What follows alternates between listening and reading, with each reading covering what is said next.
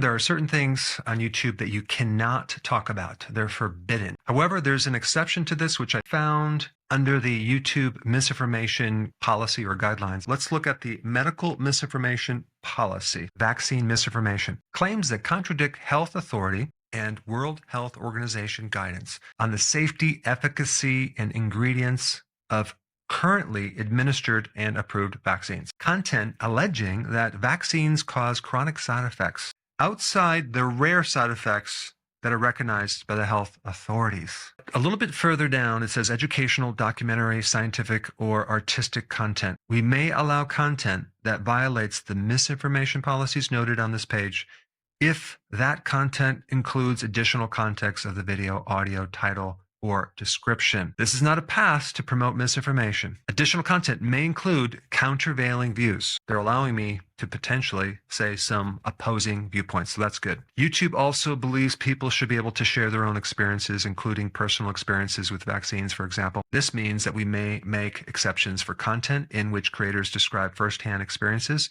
from themselves or their family. Just as my disclaimer, I'm not going to give you any conclusions. I just want to give you the data, a series of pieces of information, and you make up your own mind. The first information I want to share with you is a series of before and afters using high doses of vitamin D3. What I'm going to show you is quite significant as far as the before and afters on autoimmune diseases. In this first image, this person had an autoimmune disease called alopecia. You can see before and after. Let's look at the second one. It's another alopecia with high doses of vitamin D3. Here's the next one, psoriasis and vitamin D. Look at the before and afters. I wanted you to see there is definitely something significant about using high doses of vitamin D3 and its association or connection with autoimmune disease. The second piece of information is a quote from Dr. Bruce Hollis. There's been a number of those studies done on vitamin D, mostly all positive. And those data are really valuable because those look at lifestyle over a long period of change, but they're discarded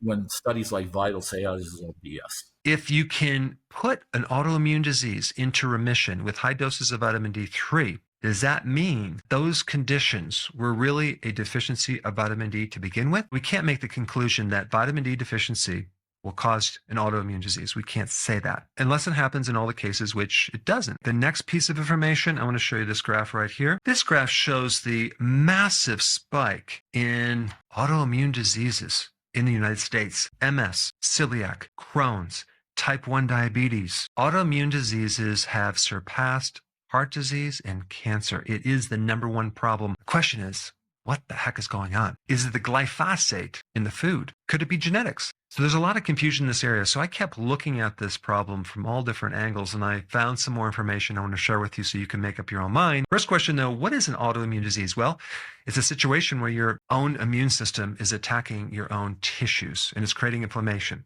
And there's a lot of different autoimmune diseases out there, and you can have pretty much an autoimmune disease to any tissue or even a hormone or even a structural part of your body where your body is developing antibodies against itself. If you're female and you'd have a baby and you had something growing in you, how would the body know that that's not a tumor and start attacking it? The next piece of information I want to share with you is out of this book. Celiac disease has been strongly associated with some alteration in certain genes. There's a genetic component to this problem too. Let me show you this other piece of information. I don't know if you can see this right here. On the left, you'll see the autoimmune disease, and on the right, you'll see the genetic variation or alteration involved. If you have a very specific variation in a gene, you're more vulnerable to get a certain autoimmune disease. Why would our bodies make a gene or adapt to something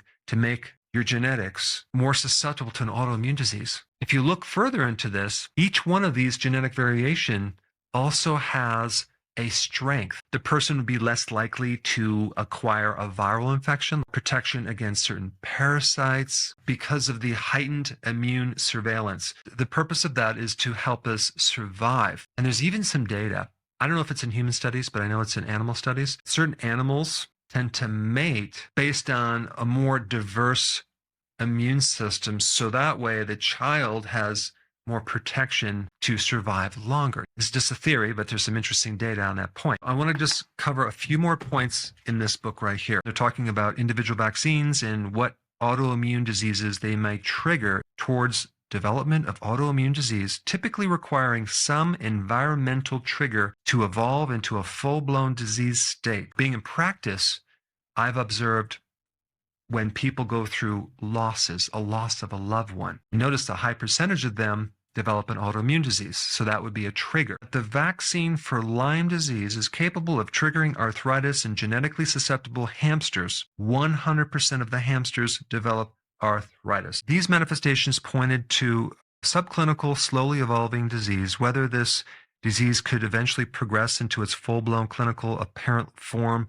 depends on whether the individual was further exposed to the immune stimuli, including subsequent vaccinations. This is really what I want to show you right here. What we're looking at is the number of vaccines given to children in 1950. It was like 5. Now it's in the 30s. So you can see this huge spike of vaccines to children. The CDC recommends 69 doses of 16 vaccines from birth to age 18. Infants receive 33 doses of over a dozen vaccinations by 15 months. One vaccine is given hours after birth and 38 doses of 15 vaccines by age 2. Could all these vaccines overstimulate an already fragile immune system? Is it possible that you can overdo it? That's a question that I'm not going to answer. I'm just giving you the data. It's just so weird that we can't talk about it. We can't even have discussion about it. I'm not making this stuff up. I'm taking this right out of this textbook right here. Is it the best idea in the world to bypass our own immune system if we actually layer that problem with a baby that went through C-section that's now going to restrict the microbiome? And by the way, if that's your situation, I would recommend start taking a certain probiotic to refeed the microbes that are missing.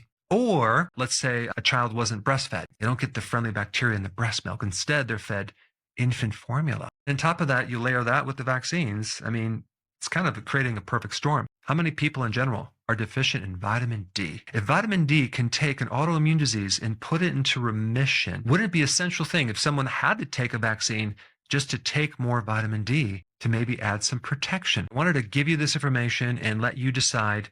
Please comment down below and tell me what you think.